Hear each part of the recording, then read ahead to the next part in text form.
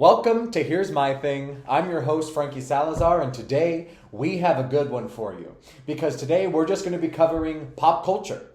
That's all we're going to be covering today, ranging from Cardi B and Meryl Streep and SZA and The Weeknd and all things pop culture. So stick around because you're going to want to hear what I have to say today. Now, to start this off, I believe that Cardi B is absolutely insane and hasn't mentally developed past the age of 6 years old. Now, when she first came out not too long ago, she's actually been in the game for quite a bit, but not too long ago in the sense of like the legends of, the rap game, I've actually kind of loved Cardi B, and as we all know, I'm a barb! Like, oh my god, like, do I have to keep reiterating that to you guys? Shit. I can't mention another, like, female artist without you guys having to come for my throat. I know. Just listen. Hear me out. I like Cardi B. I think she's absolutely hilarious. And I think the little act that she does, even though I don't really think she's acting because we see how she speaks in like interviews and all this stuff, and her Instagram live just when she's like in her house, she's absolutely crazy and hasn't mentally developed past the age of 6 like I just said. I personally believe that she needs a brain transplant, and that is because when TikTok was getting banned, Cardi had tweeted that she didn't know why TikTok wasn't working, right? And she didn't know why it was working because she herself heard that you could use a VPN to access TikTok from a different country server. Well, do you know the country that Cardi B decided to use to try to access TikTok? Just take a guess. Take a guess. Throw any country out there. Any country you could think of. So, if you guessed Hawaii, you would be correct. Now, in case you didn't know, Hawaii is literally a United States state. Okay? Not another country, not another server. It is completely United States owned when we stole it and annexed it all those years ago. And not rightfully so, but they did. And that was the VPN that she decided to use. So then I'm just kind of scrolling on her X and / Twitter to kind of see what else she's been up to and everything. And I'm scrolling there and I see that Cardi B had pierced a specific part of her body. Now, for those of you that want to take a guess as to what part of her body it is, please go ahead. I'll wait. For those of you who guessed her butt crack, you'd be right. And then after piercing her butt crack, as she says her booty crack, she also gets nails with the same looking piercing in the orange long, like 4-inch long nails with these nasty looking nails or, wound up screws or whatever it is that she pierced her booty crack with. She gets them on her nails and literally says in the picture on Twitter that she's paying an homage to her pierced booty crack. You really can't make this stuff up. I mean, she has gone absolutely crazy. And here's my thing. Like I said, I absolutely adore Cardi B. I think she's actually really funny. I think her music was good. It was pretty versatile when she was first kind of coming out, but she since has fallen off. And instead of focusing on making her newest album, she's too busy piercing her booty crack. Up next, we have Nicholas Alexander Chavez. Now, we've covered him a few episodes back. We know that I absolutely adore him. I think he's a very good actor. I think he's one of the most handsome people I've ever seen on the entire planet. But besides that, he followed Sabrina Carpenter on Instagram. Now, here's my thing.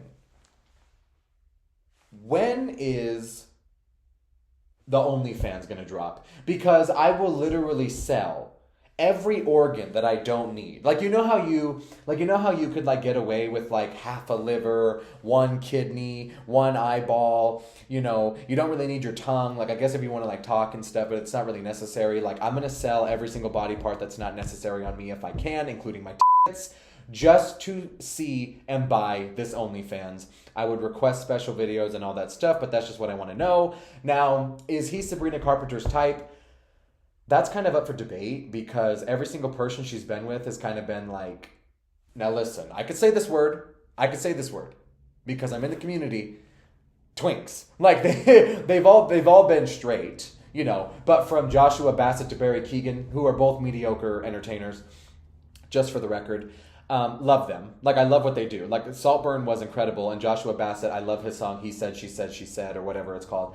I absolutely adore them. I'm not trying to burn any bridges, but what I'm just saying is, when we're talking about like the greatest entertainers in the world, that's not them. And Sabrina Carpenter's been doing this a long time. So would she necessarily give it up to Nick Alexander Chavez? I don't know. But I think that would be a really good power couple, like the next Zendaya and Tom Holland, as we covered in the first episode. But who's to say? Speaking of Sabrina Carpenter, though, she is now officially a 2-time Grammy winner.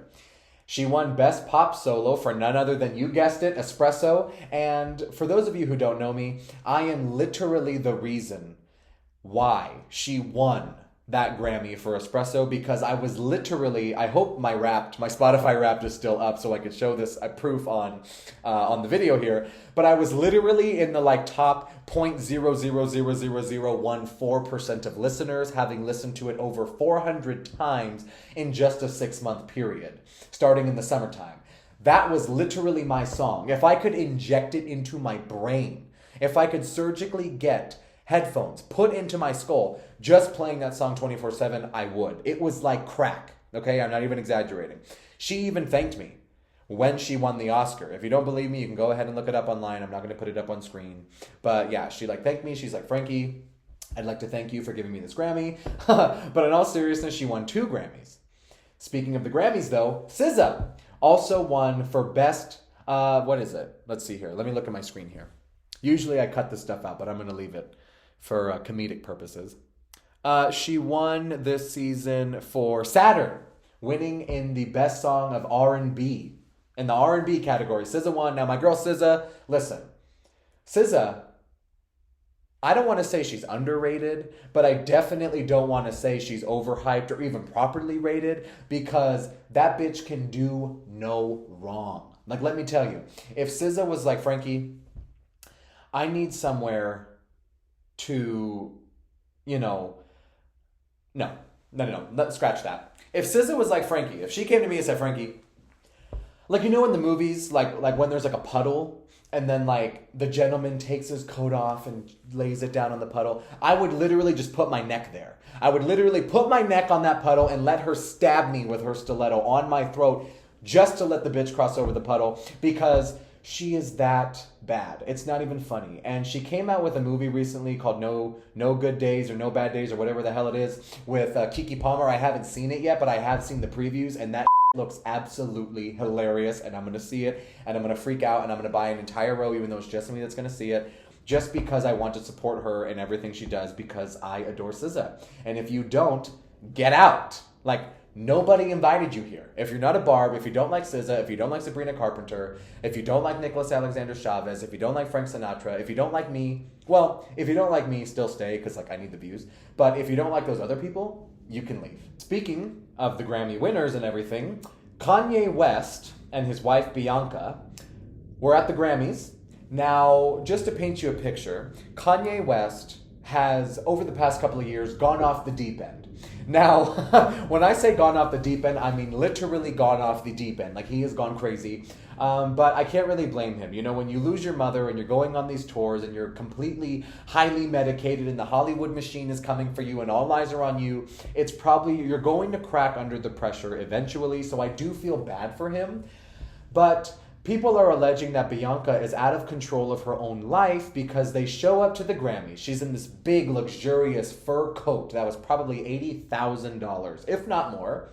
Who knows? I don't even know. But she's in this big coat and she's got her back to the paparazzi and everything. And they're like, yes, show us the outfit, Bianca. And I'll go ahead and put a small excerpt of what it is because I don't want this video to get flagged for nudity. But as you can see, it was pretty much a lack of an outfit. There wasn't even an outfit to be had. She literally was wearing a bodysuit made of pantyhose material, showcasing her entire body.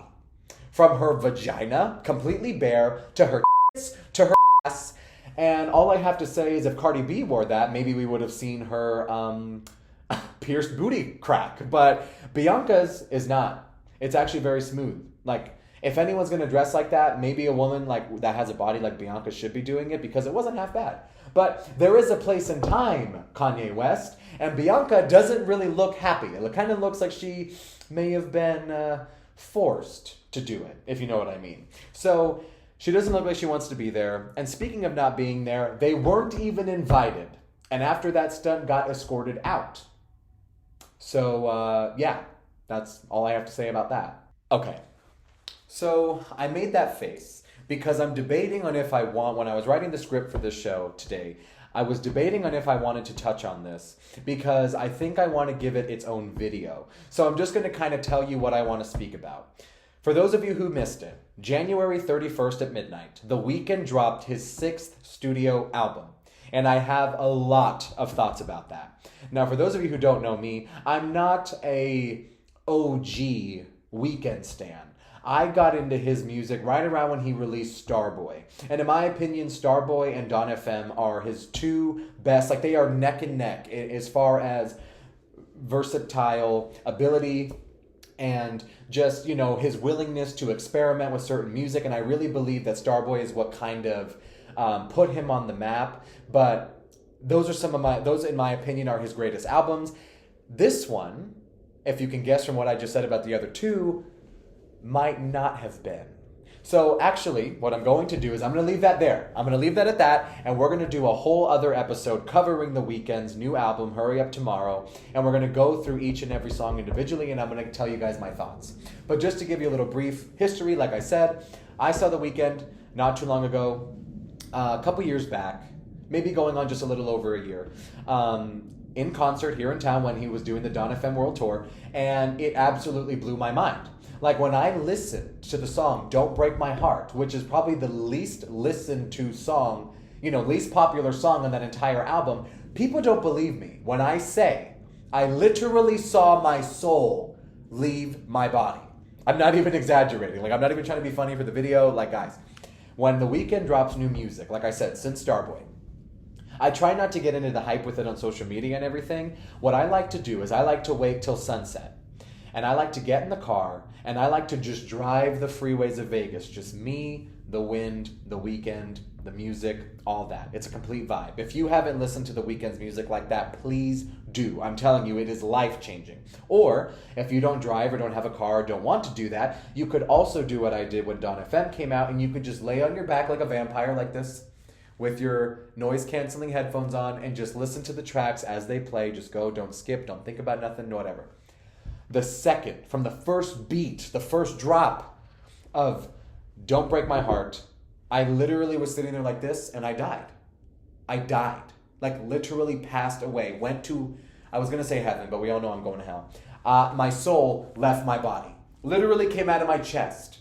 It was insane how impactful that song was to me. And then getting this album, it was just, I don't know. You're going to have to watch my next video to see what that's about. But anyhow, on to our next story.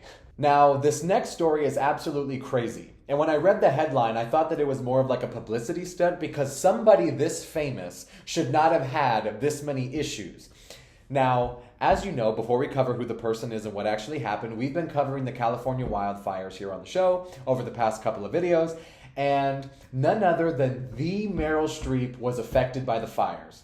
Now, according to The Hollywood Reporter, Meryl Streep was in a rush, right? Because she was in immediate grave danger from the fires because during the fires and the high winds, a tree had completely fallen and blocked her driveway.